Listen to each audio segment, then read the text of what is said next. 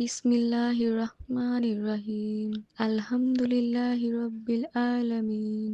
আর-রহমানির রহিম। মালিকি ইয়াউমিদ্দিন। ইয়্যাকা না'বুদু ওয়া ইয়্যাকা নাস্তাঈন। ইহদিনাস সিরাতাল মুস্তাকিম। সিরাতাল্লাযীনা আন'আমতা আলাইহিম গায়রিল মাগদুবি আলাইহিম ওয়ালাদ-দাল্লিন। আমিন।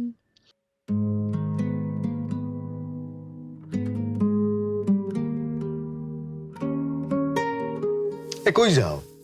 বসো। অনেকক্ষণ ধরে বসে আছি তো, জন্য একটু হাইটা আসি। আর কোরআন শরীফ পড়া কি শেষ? এই তো 12 পড়া শেষ করলাম। ঈদের আগে খতম দিতে পারবা? পারবো, তবে একটু কষ্ট হবে মনে হয়। দেখা যাক, আল্লাহ ভরসা। তুমি যখন কোরআন পড়তেছিলা কি যে সুন্দর লাগতেছিল তোমারে, মনে হইতেছিল আমি জান্নাতে বসে আছি আর আমার সামনে একজন হুরপরি বসে কোরআন পড়তেছে। এইভাবে বলতে হয় না।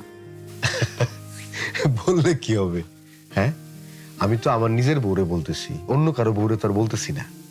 দাঁড়াও, দরজাটা বন্ধ করে আসি। এই, এ তো একটা বাজে কথা বলে ফেললা। রোজা রমজানের দিন রোজা রাখছো না? হ্যাঁ, রাখছি। তো তুমিও রোজা, আমিও রোজা। রোজা রমজানের দিন রোজা রাখা দরজা বন্ধ করবা কেন? আরে গাধা, তুমি যেটা ভাবছো আমি আসলে ওইটা ভাইবে দরজা বন্ধ করতে চাইনি।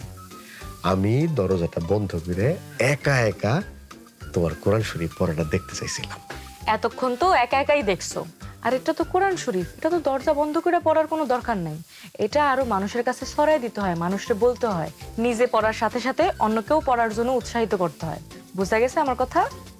বুঝছি, আর আমি জানিও এটা।